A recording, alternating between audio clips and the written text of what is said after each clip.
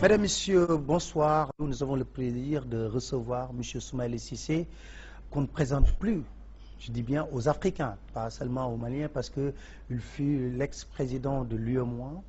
Mais actuellement, dans notre registre, peut-être qu'il sera le prochain président du Mali.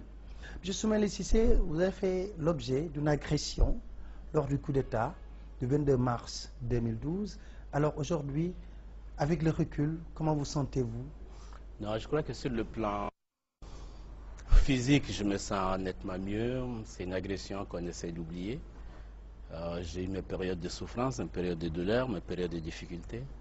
Mais quand on pense à toutes les souffrances qui ont eu lieu au Mali, aux gens qui ont perdu la vie, à ceux qui ont eu des membres mutilés, à ceux qui ont été flagellés, aux filles et aux femmes qui ont été violées, je crois que je peux remercier le bon Dieu et que mon cas n'est pas un cas vraiment qui mérite une attention toute particulière. Comment vous avez vécu tout ça dans votre chair? Non, je crois que ce qui est important, c'est un peu l'aspect psychologique des choses. Parce qu'en fait, quand on se reproche rien, on ne s'attend pas à être agressé. Quand on est agressé, on se demande pourquoi on a été agressé. Et voilà les questions auxquelles jusqu'à présent, je n'ai pas de réponse. Et je crois que c'est ça qui est un peu troublant, c'est ça qui est un peu gênant. Mais nous remettons tout ça dans un cadre global. C'est ce que je disais aujourd'hui. Je n'ai pas été le seul agressé, je n'ai pas été le seul blessé, et je suis sûr que je ne suis pas le seul qui se retrouve dans une situation d'incompréhension. Donc il faut noyer tout ça et essayer de dépasser cela et commencer à penser à l'avenir de notre pays. Depuis lors, vous n'étiez pas au Mali, vous étiez parti en France. Alors aujourd'hui, est-ce qu'avec un éventuel retour au Mali, vous vous sentez en sécurité? Non, j'ai été au Mali. Je suis resté près de 7 mois en traitement en France. Après, je suis venu au Sénégal pour... Et puis là, je viens de faire 15 jours au Mali. Si vous voulez, j'ai été testé quand même des aspects sécuritaires. Je crois que ça s'est très bien passé. Il y a beaucoup d'attentes, il y a beaucoup d'amis qui voulaient me voir, il y a la famille qui voulait me voir, et je crois que c'était une bonne chose de retourner. Aujourd'hui, je suis là au Sénégal, mais je m'appelle dans les jours à venir. Je pense que les choses rentrent petit à petit dans l'ordre, et je pense que la période d'inquiétude est passée aujourd'hui. Quelle lecture faites-vous de la transition actuelle au Mali? Non, je crois que c'est comme toute transition, elle est énorme à relever. Les transitions en Afrique sont rarement comme celles que nous avons connues. Elles se passent généralement après un coup d'État et on essaie de ramener à des ordres constitutionnels, tant bien que mal. Mais la nôtre a connu une période de guerre. Et c'est donc un défi extrêmement important pour le gouvernement en place, qui a énormément de défis à relever. Je crois qu'il faut les comprendre dans ce sens-là. Maintenant, nous avons des échéances, nous essayons de sortir au plus vite des difficultés. Donc le gouvernement a beaucoup de travail à faire. Je ne le juge pas, je crois qu'on va arriver, il faut l'encourager, il faut l'aider. Il faut faire en sorte que le pays retrouve la paix, que le pays retrouve la sérénité et que les institutions puissent marcher comme elles devraient l'être. Alors, aujourd'hui, est-ce qu'on peut dire que Soumaïla Cissé est prêt pour ce combat, pour son pays?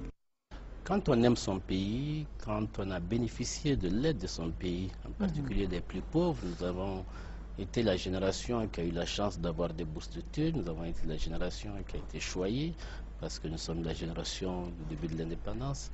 Et je crois qu'on doit être toujours prêt à combattre pour son pays. Donc, qu'on dorme, qu'on nous réveille, à tout moment, on doit être prêt. Je pense que je serai toujours prêt pour mon pays. En coalition ou seul? Non, je crois que nous analyserons la situation globale au Mali. Nous avons besoin aujourd'hui d'un pays rassemblé. Je crois qu'il ne faut pas aller en solitaire en quoi que ce soit. Le Mali a besoin de tous ses enfants.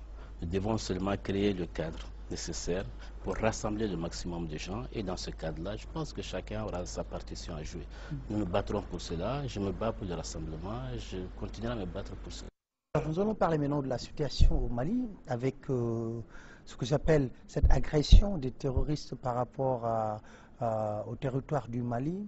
Comment analysez-vous toutes ces situations? Oui, je crois que nous avons connu une situation symptomatique. Il faut toujours difficile d'analyser dans son ensemble et essayer de voir qu'est-ce qui a permis ceci ou cela.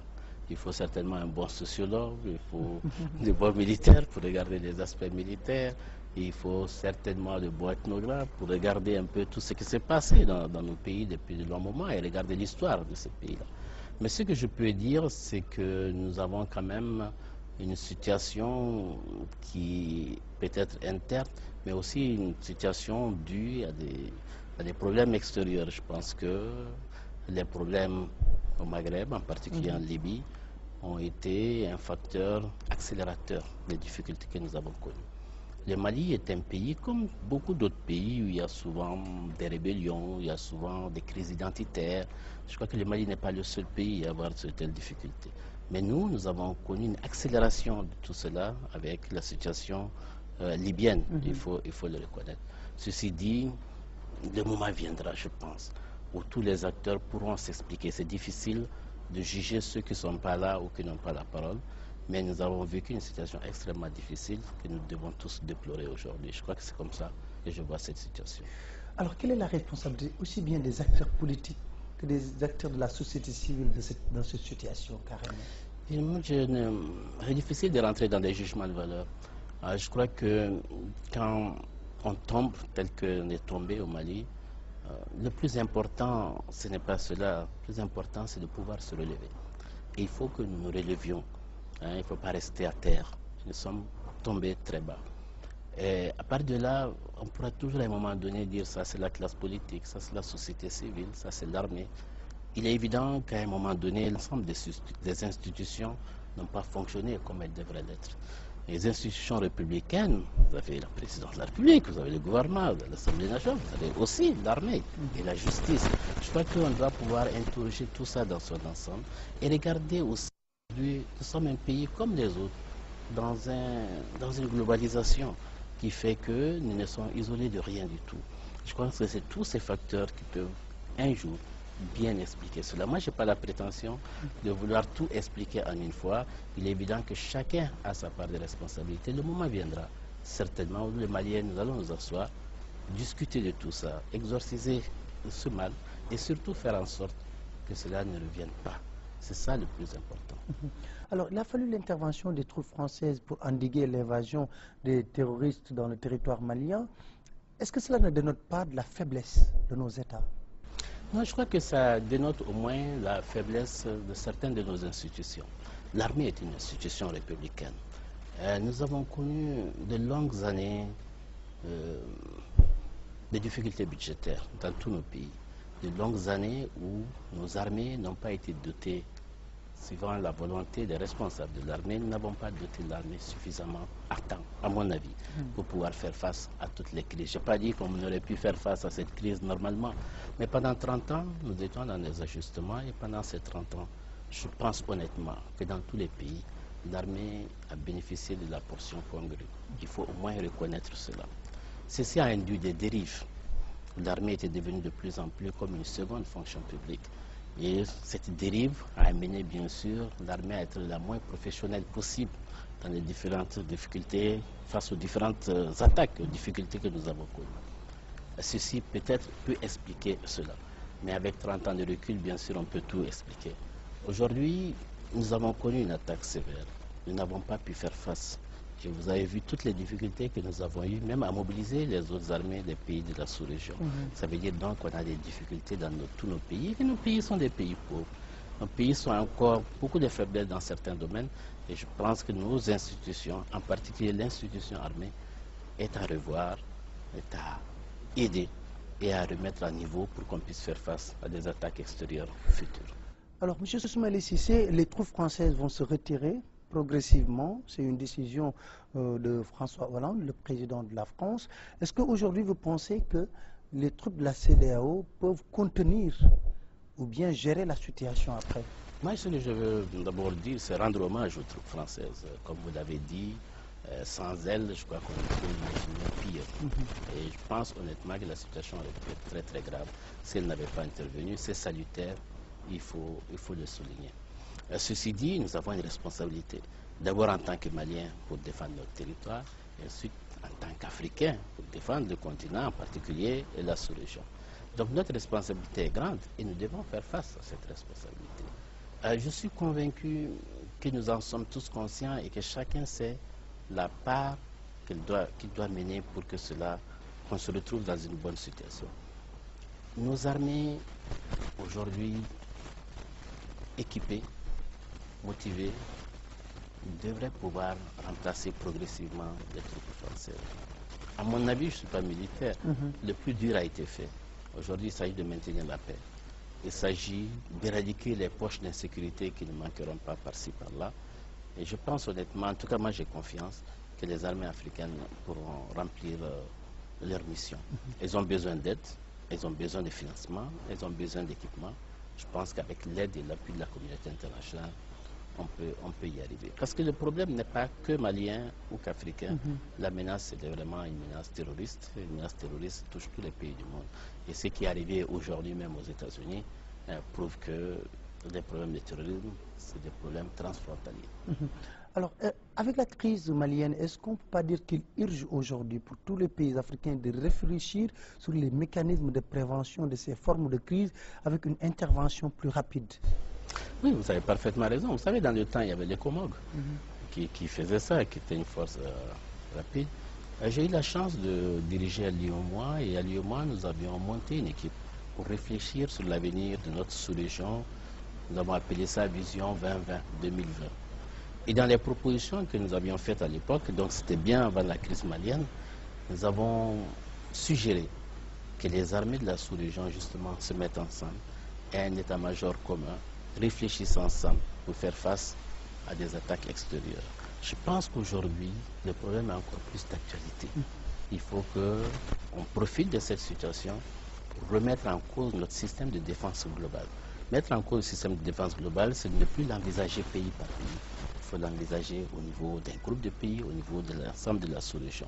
Il faut pouvoir avoir des forces en attente bien équipées, à un endroit bien choisi. Il faut anticiper, non seulement par ces forces, mais il faut aussi anticiper par le renseignement, par la formation et par l'équipement. Donc moi, je partage votre avis qu'aujourd'hui, on doit tous s'interroger sur la façon de défendre notre territoire parce qu'on se rend compte qu'une menace n'est pas dirigée contre un pays, mais contre un groupe de pays en même temps. Donc nos armées sont interpellées et je pense honnêtement qu'elles ont commencé à travailler ensemble dans ce cadre-là et devraient pouvoir l'approfondir et aller beaucoup plus loin qu'elles ne l'ont fait jusqu'à présent. Alors, vous avez été à la tête de l'UEMOA. On a vu qu'au niveau de la CEDEAO, il y a eu beaucoup d'hésitations, beaucoup de tergiversations pour une intervention au Mali. Qu'est-ce qui explique cela dans ces institutions? C'est les lourdeurs? Non, je pense que nous étions devant une situation inédite, il faut reconnaître. Une situation qui était unique dans la sous-région. Nous avons eu affaire à des interventions dans le temps, au Libéria, Sierra Leone, mais je pense que ce n'était pas du même ordre. Les chefs d'État avaient besoin d'être sûrs qu'ils vont engager un combat, qu'ils vont mener jusqu'au bout. Le pire aurait été de commencer et que ces armées soient défaites. Et je crois que là, on aurait vraiment eu une situation extrêmement difficile. Ensuite, puisque nous voulions une aide extérieure, il nous fallait donc respecter la légalité internationale, ce qui faisait passer donc par l'ONU et les différentes résolutions. Et il fallait absolument passer par là pour y arriver. Ensuite, il faut reconnaître qu'après le coup d'État au Mali, il n'y avait pas, au niveau des autorités de l'époque, un climat favorable à une intervention étrangère. Un pays qui ne veut pas qu'on intervienne sur son pays, ça devient plus compliqué. Et donc tout cela peut expliquer le retard énorme qui a été mis en place.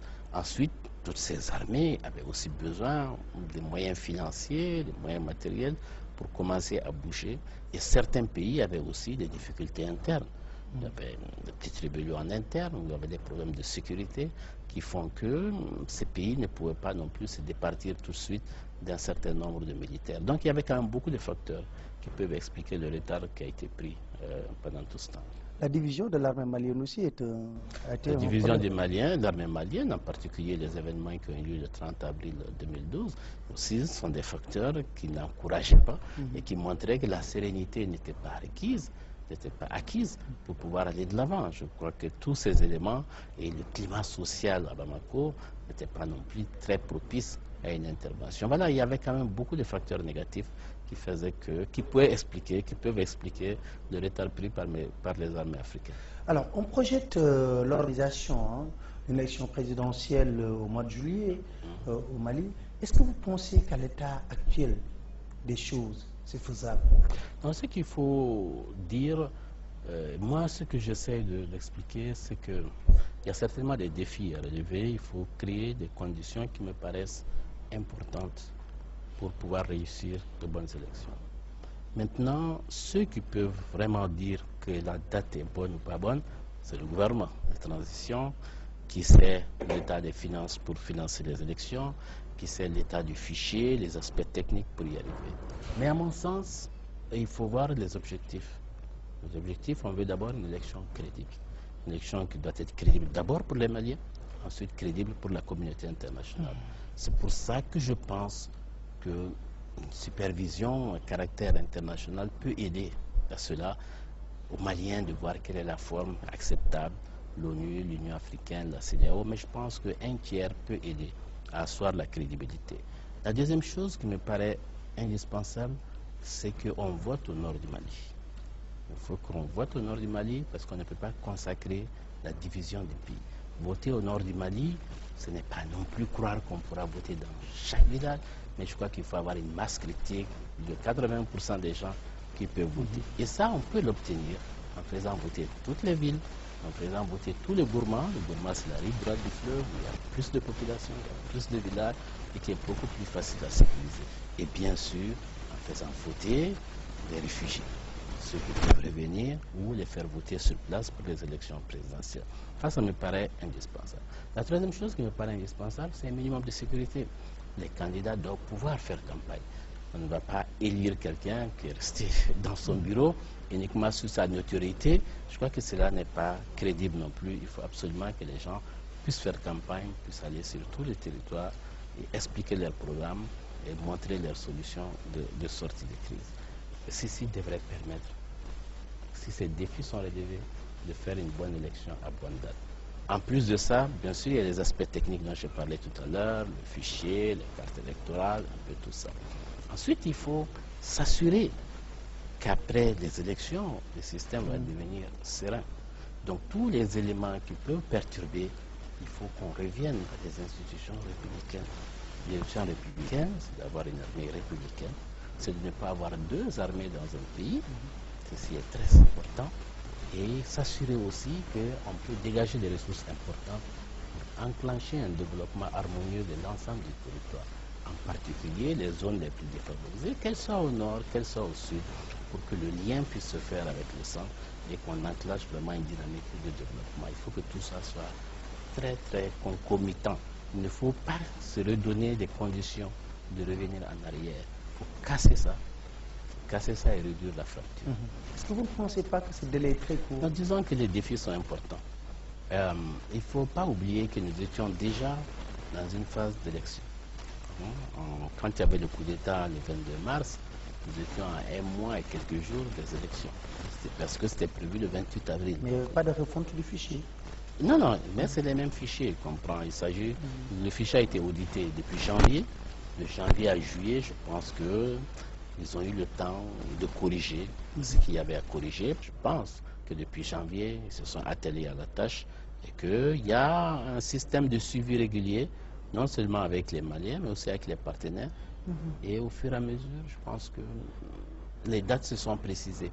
Ceci dit, il faut suivre, il faut des moments de contrôle réguliers pour que chacun soit sûr qu'on va faire les élections dans de très bonnes conditions. Ce qui est déjà bien, c'est qu'on a découplé.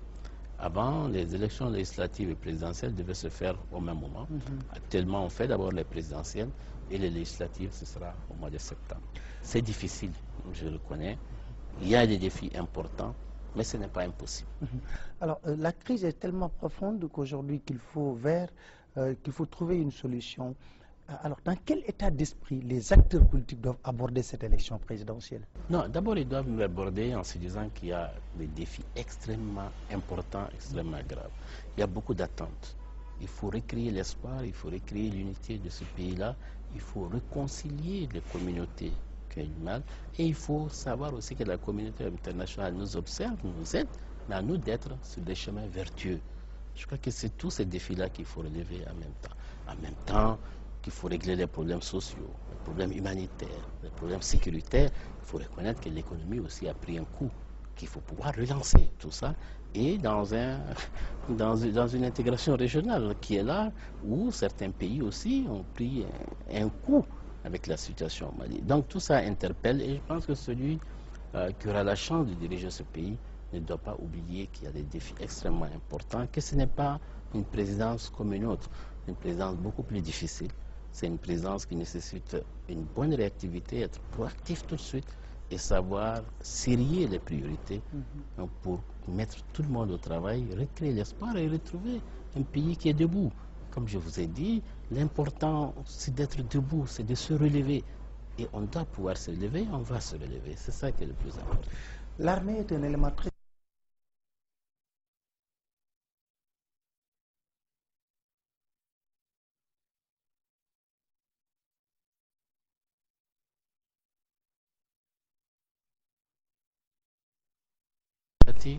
et dans une république.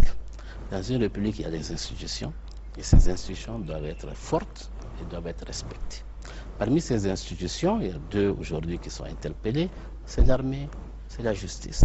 L'armée doit être républicaine et nous devons tous nous atteler à ce qu'elle soit républicaine. Ceci interpelle les militaires, ça interpelle les civils, ça interpelle nos partenaires. À nous de trouver le petit sentier s'il le faut pour y arriver et on va y arriver. La deuxième institution, c'est la justice. Il faut que là aussi, il n'y ait pas d'impunité. Il faut que justice soit faite et que chacun soit devant ses responsabilités. Si nous ne respectons pas les lois, nous n'arriverons pas à construire une république. Si nous ne respectons pas les lois, notre démocratie va à volo. Aujourd'hui, la dictature du droit qui doit revenir et que chacun sache sa part et responsabilité où s'arrête sa liberté pour ne pas gêner celle des autres. Je crois que si ces principes sont là et qu'on les partage, on doit y arriver. Il ne s'agit pas d'un problème d'un individu, il s'agit d'un problème d'ensemble et surtout d'une institution prise globalement. L'armée malienne a pris un coup. Nous savons ce qu'il faut faire pour la redresser. Nous savons que dans cette armée, il y a des éléments sains qui ont vraiment à cœur leur pays et la dignité de ce pays, qui se sont sentis blessés par ce qui est arrivé. Je pense que cela devrait permettre un sursaut pour remettre l'armée en place et être fiers demain de notre armée. J'ai envie de vous poser cette question. Qui et comment fiabiliser la transparence de l'élection présidentielle au Mali? Non, les problèmes d'élection en Afrique ou dans tout le monde, partout au monde, nous avons vu les pays qui étaient les plus avancés, qui ont des problèmes qui nous font rigoler. L'important, c'est vraiment d'avoir quelque chose de crédible. C'est ce que je disais au départ. Je pense honnêtement que pour rassurer tout le monde, il serait bon qu'on ait une sorte de supervision, de certification. Bon, déjà, il faut trouver le mot qui ne choque pas ou la forme qui ne choque pas.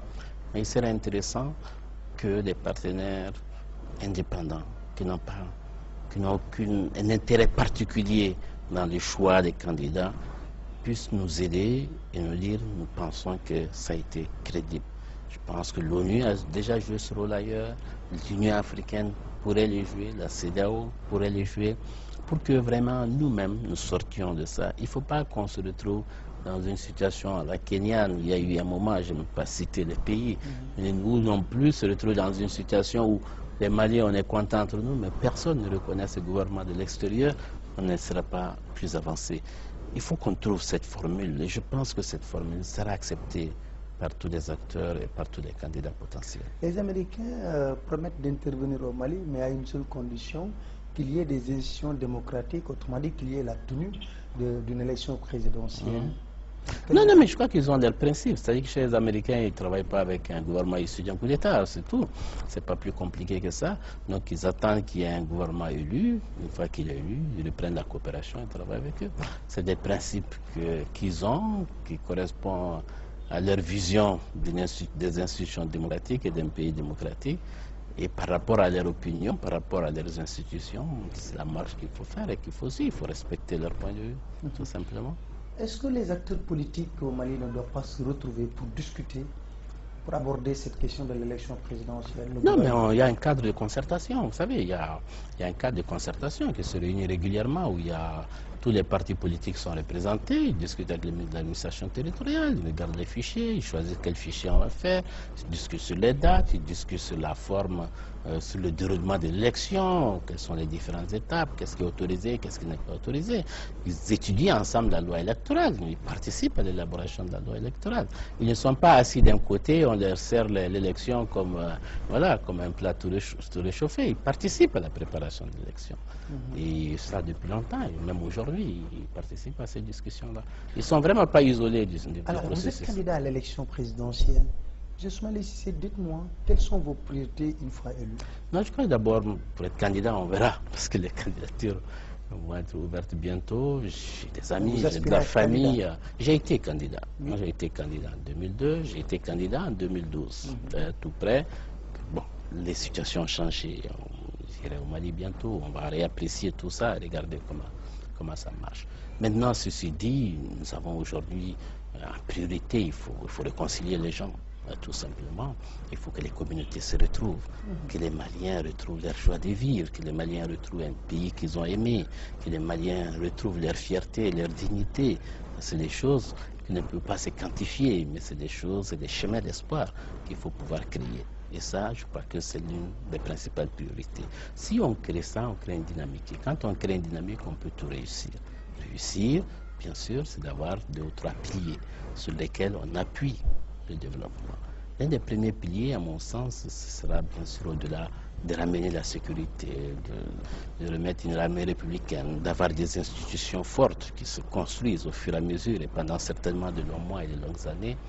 Il faut mettre un accent particulier sur tout ce qu'est le savoir, sur ce qu'est l'éducation au sens le plus large du terme, la culture, etc. Que nous ayons des enfants qui sont vraiment, qui ont qui ont, si vous voulez, la tête dans la technologie, mais les pieds dans les racines profondes de leur société. Je crois que ça, c'est un point, un pilier extrêmement important pour développer nos sociétés de demain. Le deuxième pilier qui me paraît extrêmement important, c'est de profiter du savoir mondial, c'est-à-dire de la technologie aujourd'hui. Nous devons pouvoir faire des bonds en avant. Nous devons pouvoir rattraper les gens dans certains domaines. Je donne toujours l'exemple d'un téléphone cellulaire. On n'a pas besoin de savoir comment marcher le premier téléphone avec la manette pour pouvoir utiliser un téléphone cellulaire. Ça veut dire que nous pouvons, nous, Africains, bénéficier de cette technologie, nous le mettre tout de suite au dernier niveau et en profiter pour y aller. Mais ce n'est pas que dans les nouvelles technologies, ça peut être dans la médecine, ça peut être dans l'agriculture, ça peut être dans l'industrie. Il faut donc que nous nous approprions ce savoir mondial parce que nous sommes aussi contributeurs de ce savoir d'une façon ou d'une autre. Nous sommes contemporains de cela, nous devons pouvoir le prendre. Le troisième pilier qui me paraît extrêmement important, c'est une bonne gouvernance. Pris au sens large, nous devons faire en sorte de respecter les règles que nous nous sommes donnés nous-mêmes. Respecter la justice. Si tout le monde doit s'arrêter à un feu rouge, on doit tous nous arrêter au feu rouge.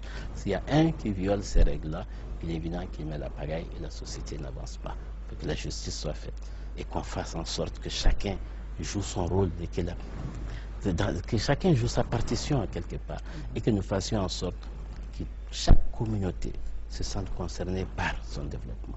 Je crois que cette centralisation excessive que nous avons connue, on doit pouvoir s'en départir. Il faut une décentralisation plus poussée. Il faut que les transferts se fassent au niveau de ces communes et de ces régions pour que la gouvernance soit vraiment une gouvernance crédible. Voilà quelques piliers, évidemment ça englobe un peu tout sans donner des détails, mais je crois qu'il faut avoir des grands principes autour desquels un gouvernement peut travailler parce qu'il y a une bonne orientation de ce qu'il y a à faire pour demain. Alors, est-ce qu'aujourd'hui, avec cette crise que le Mali a traversée, serait facile de remettre très rapidement le Mali sur les rails? Vous savez, il y a des pays qui ont connu des situations beaucoup plus difficiles. J'ai eu, comme je vous ai dit, je suis resté une dizaine d'années à Lioma. J'ai connu beaucoup de nos pays qui étaient en crise. Des crises sévères. Les crises ne sont jamais comparables. Mais les pays ont pu, avec l'aide de la communauté internationale, avec la solidarité qui entoure nos différentes organisations, se relever petit à petit pour avancer. Il y a des pays en Afrique centrale qui ont connu des périodes de génocide, qui ont connu des situations extrêmement difficiles. Ces pays aujourd'hui servent de modèle dans le monde. Donc il n'y a rien de désespéré. Chaque pays au monde a eu ces périodes fastes et des périodes moins fastes. Aujourd'hui, le Mali, période difficile, mais le Mali va s'en sortir. Il va s'en sortir parce que ce n'est pas une fatalité. Il faut seulement que les enfants du Mali en soient conscients. C'est les premiers qui doivent se lever. pour se faire aider par d'autres pour y arriver. Maintenant, est-ce que c'est facile? Ce n'est pas facile. Je suis d'accord avec vous. Ce n'est pas facile, mais ce n'est pas impossible. C'est ça qui est le plus important. C'est possible de se relever. Il faut y croire. Il faut se remettre au travail et ne pas passer son temps à pleurer sur le passé. Il faut avoir une vision de l'avenir et se dire qu'est-ce qu'il me faut pour atteindre l'objectif, qu'est-ce qu'il me faut pour réussir. Et je crois qu'à partir de là, on va se lever tous et on va avancer vers la lumière. En tant qu'ancien président de l'UEMOA, ancien ministre des Finances au Mali, au plan économique, pour vous, quelles doivent être les priorités du Mali? Vous savez, moi je dis toujours aux gens que le Mali, c'est un pays de 6 excellences. C'est comme ça que je l'explique.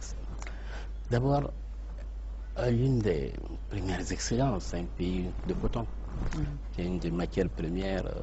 Vous connaissez ce que ça peut faire, non seulement le produit, mais le développement qui s'ensuit, où la zone cotonnière au Mali est certainement la zone la plus développée. Non seulement à cause du coton, mais tout ce qui accompagne le coton en matière d'alphabétisation, de formation, d'intégration de l'agriculture et de l'élevage, c'est une des excellences. La deuxième excellence, c'est l'élevage. C'est un grand pays d'élevage et on dit au Mali souvent, chaque Malien a sa vache. Ce qui n'est pas rien. Ça veut dire donc qu'il y a un potentiel énorme ici à développer. La troisième excellence, c'est certainement l'Office du Niger. Nous sommes peut-être le seul pays dans toute la sous-région à avoir autant de plaines, irrigables par gravité, où on peut faire de l'élevage, on peut faire de l'agriculture à volonté, où vous avez de l'eau en abondance. Et je crois qu'aujourd'hui, voilà un endroit où on peut nourrir toute l'Afrique de l'Ouest à partir de là. La quatrième excellence, c'est quoi? Mais c'est l'or, tout simplement. C'est un pays d'or. Aujourd'hui, un minerai qui se vend sur le marché mondial d'une façon extraordinaire. Les cours sont très hauts aujourd'hui. Après l'Afrique du Sud et le Ghana, c'est le Mali qui est le troisième producteur d'or en Afrique. La cinquième excellence que je donne toujours aux gens, c'est le tourisme, tout simplement. Ça nécessite bien sûr la paix, mais quand on a Tombouctou, quand on a Djenné, quand on a le pays d'Ogon, quand on a l'Adrar des Siforas, quand on a un fleuve comme le fleuve Niger, le fleuve Sénégal, je crois qu'on a de quoi montrer au monde. Et puis la dernière excellence, la sixième, c'est vraiment le savoir-faire des hommes d'affaires maliens. Vous allez dans tous les pays africains, vous trouverez des grands hommes d'affaires africains, mais surtout des grands hommes d'affaires maliens, que ce soit en Afrique centrale, que ce soit en Afrique de l'Ouest. Ça veut dire donc qu'il y a une tradition du business qui existe, il y a une tradition d'ouverture qui existe dans ce pays-là, qui fait que les valeurs humaines, les ressources humaines existent pour pouvoir développer ce pays. Voilà des secteurs, je pense, sur lesquels on peut s'appuyer pour aller de l'avant. Bien sûr, il faut mettre tout ça dans une bonne gouvernance, il faut que les choses aillent dans le bon sens et que la probité des responsables soit avérée pour qu'on aille de l'avant. Vous l'avez évoqué, la bonne gouvernance. L'importance de la bonne gouvernance, c'est à l'ordre du jour, hein, partout dans notre pays, comme dans tous les pays. On a beaucoup parlé d'une société qui est gangrénée par la corruption au Mali. Alors, pour les questions de la bonne gouvernance, comment régler tout ça? Oui, non. Moi, je suis... Les problèmes de corruption, malheureusement, c'est dans le monde entier. Évidemment, les pauvres, la corruption, les plus pauvres sont ceux qui vont en souffrir le plus. Et quand je vois ce que nous faisons, nous essayons de mettre des garde-fous. Partout, il y a une inspection des finances, un contrôle général d'État, au Mali, il y a un vérificateur général. On essaie donc de traquer tout ce qui est mauvais, surtout au niveau des élites, au niveau du gouvernement, de l'administration. Il faut continuer ce combat-là. Il faut le continuer. C'est là où j'interpelle la justice. Et je dis, elle doit être respectée. Elle doit être forte. C'est une institution qui doit être au cœur du dispositif de développement. Souvent, on croit que ce n'est pas important. Une bonne justice fait venir des investisseurs. Une bonne justice encourage les gens à investir dans un pays pour avancer. Mais à côté de cette corruption qu'on essaie de combattre, je pense qu'on va continuer à la combattre. Tout le monde est conscient que ça fait des dégâts. Ce qui m'inquiète le plus, enfin ce qui m'inquiète aussi, pas le plus, m'inquiète aussi, c'est la petite corruption. Quand vous êtes obligé de donner 500 francs à un feu rouge, alors que vous n'êtes pas en règle. Quand vous êtes obligé de donner 1000 francs pour pouvoir passer le premier chez le médecin, ou on donne de l'argent pour avoir un baccalauréat, ou on donne de l'argent pour avoir un permis de conduire sans l'avoir fait, nous donne de l'argent pour faire ceci, pour cela, et que plus en plus de nos concitoyens se mettent que c'est des choses normales. Vous voyez ce que je veux dire? Ça, c'est dangereux. Parce que là, ça mine la société, ça met des habitudes dans la société. On sait que on est en voiture, on n'est pas en règle, on peut tuer les gens. On peut ne pas être en règle parce que tout simplement, on peut donner un petit billet à un coin de rue. Ça aussi, c'est à combattre. On n'en parle pas beaucoup, mais il faut en parler. Parce que ça, c'est le fondement, c'est la société elle-même qui est minée dans ses habitudes, dans ses perspectives. Une fois qu'on accepte ça, il ne faut pas s'étonner que ça monte plus haut et que ce soit sur de grandes sommes. Chacun a l'impression qu'à son niveau, ce n'est pas grave, ce n'est pas important. C'est tout ça qu'il faut éradiquer. Il faut combattre la corruption. Il faut la combattre dans tous les domaines et en tout lieu. C'est difficile, mais il faut y croire. Il faut une masse critique de gens qui y croient. Et il faut un gouvernement qui y croit. Et il faut des leaders qui y croient. Et c'est comme ça qu'on peut éradiquer les choses. Nous allons regarder le tableau de bord de l'UEMOA. Aujourd'hui, parce que vous êtes l'ancien président de l'UEMOA, comment se porte l'espace UEMOA au plan économique? Bon, ça fait un an et quelques que je ne suis pas là. Mais je crois qu'aujourd'hui, il y a quand même beaucoup de lueurs d'espoir. Vous avez un pays qui était un grand moteur, c'était la Côte d'Ivoire, qui a connu 10 ans de crise, qui a connu des taux de croissance négatifs, qui aujourd'hui peut afficher des taux de croissance à 2 chiffres. Je crois que c'est quelque chose d'extrêmement important. Le Mali, malheureusement, a reculé par rapport à ce qu'il y a. Le Sénégal, assez bien. Je crois que globalement, les choses avancent dans la zone UEMOA. Je reste optimiste là-dessus. Évidemment, il y a des problèmes liés aux problèmes de sécurité qui font que ce qui se passe au Mali se répercute sur tous les autres pays. Parce que de l'extérieur, on dit « Ah, c'est l'Afrique de l'Ouest », on dit même « c'est l'Afrique ». Évidemment, ça freine les gens, ça freine les investissements. Mais il y a des bons modèles.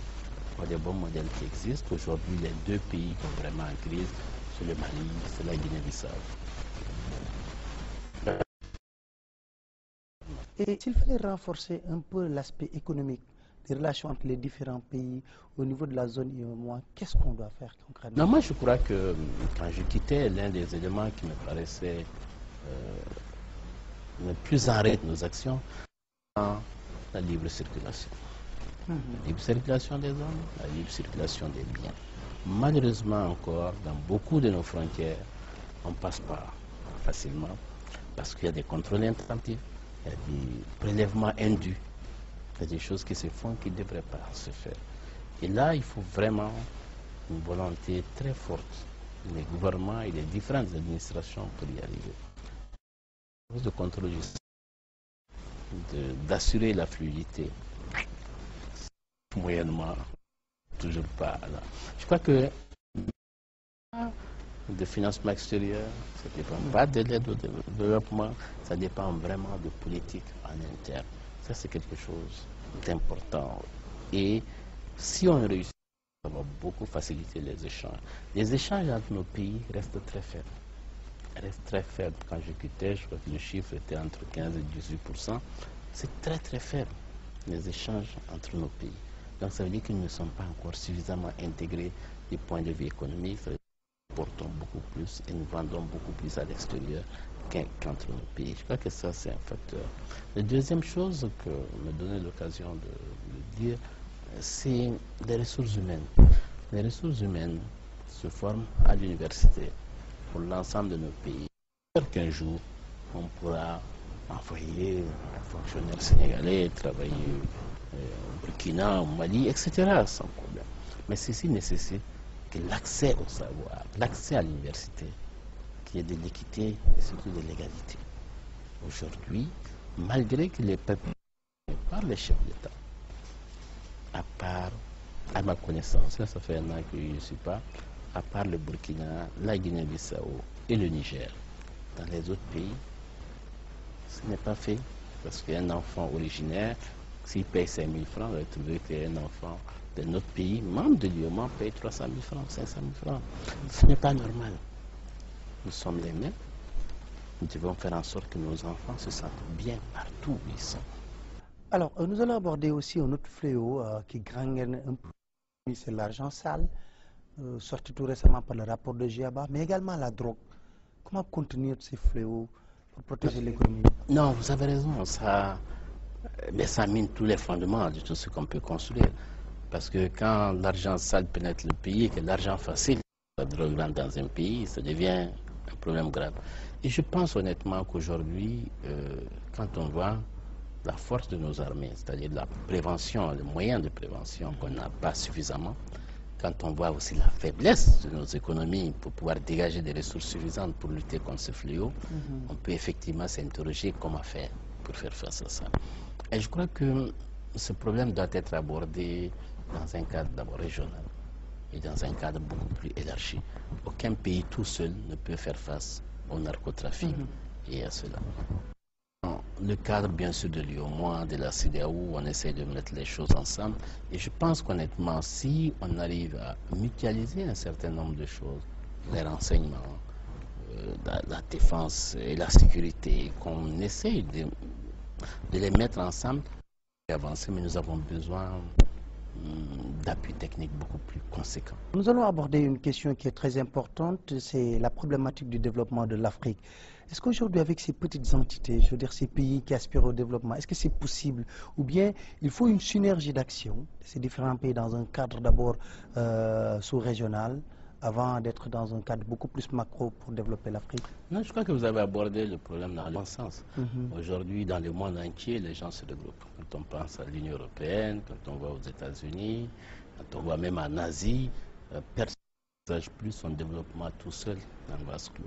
Et c'est ce que nous avons anticipé en créant l'UEMOA, en créant la CEDEAO, en parlant même de l'Union africaine, on a même parlé d'un fonds monétaire africain. Ça veut dire donc chacun sait qu'il y a une solidarité globale à mettre en place. Mais ceci ne suffit pas. Il faut trouver le chemin pour ce faire. Trouver le chemin pour ce faire, c'est ce dont on a parlé tout de suite, les ressources humaines. Il faut pouvoir partager, la libre circulation pour qu'il y ait une fluidité, mais aussi il faut des investissements structurants. Il faut des investissements structurants, il faut donc faire des routes et des chemins de fer pour relier les pays qui ne s'arrêtent pas aux frontières, mais qui continuent jusqu'au port, jusqu'aux principales capitales. Il faut investir sur l'énergie, faire une interconnexion de l'ensemble des pays. En Afrique de l'Ouest, déjà, une interconnexion pratiquement du Nigeria jusqu'au Sénégal, quelques petits tronçons qui manquent. Il faut faire la même chose sur les télécoms, avec la fibre optique, avec les choses. Et puis maintenant, investir sur l'agriculture et l'élevage.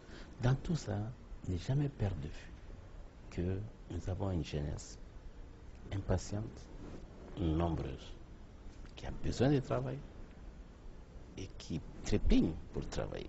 Donc il nous faut absolument dégager les secteurs dans lesquels on peut créer le plus d'emplois. Si nous oublions ça, c'est une bombe à retardement et toutes nos sociétés vont éclater. Il faut ne pas oublier ces aspects politiques et sociaux des choses, les femmes, qui elles aussi sont très marginalisées dans beaucoup de pays. Il faut leur donner la parole, il faut donner les moyens de l'action et il faut aussi faire en sorte qu'elles soient égales avec les hommes dans l'éducation et dans le pouvoir. Je crois que si on s'appuie sur ces aspects sociaux, les aspects politiques, bien sûr, de bonne gouvernance, de réflexion, de libre circulation, et qu'on met en place des infrastructures qui structurent nos économies, je pense qu'on a déjà trouvé un cadre dans lequel on va pouvoir avancer. Alors, est-ce qu'aujourd'hui vous partagez cette vision de beaucoup d'économistes qui pensent que la terre promise, ce serait l'Afrique en 2050? Oui, non, c'est qu'il y a... l'expérience fait que on voit là où ce qu'on a fait ailleurs, qu'on n'a pas encore fait en Afrique.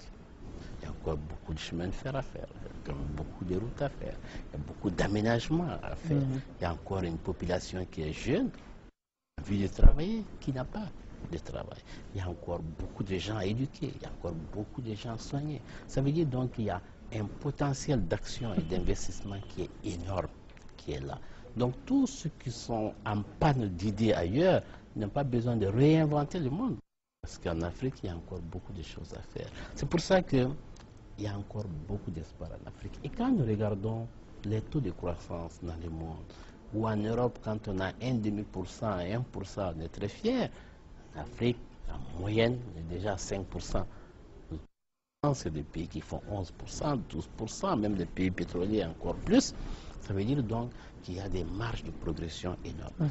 Et un bon économiste qui calcule bien, il a une meilleure rentabilité en investissant en Afrique qu'en investissant en Europe. Mais pour qu'il investisse en Afrique, il faut un minimum de conditions. Il faut de la paix, il faut de la sécurité. Quand il vient avec sa famille, il faut qu'il puisse soigner ses enfants. Quand il vient avec sa famille, il faut qu'il puisse les mettre à l'école. Voilà. Et que les libertés individuelles ne soient pas compromises. Donc il y a un environnement que nous devons créer pour que cet Eldorado soit un Eldorado réel, qu'il ne soit pas que potentiel.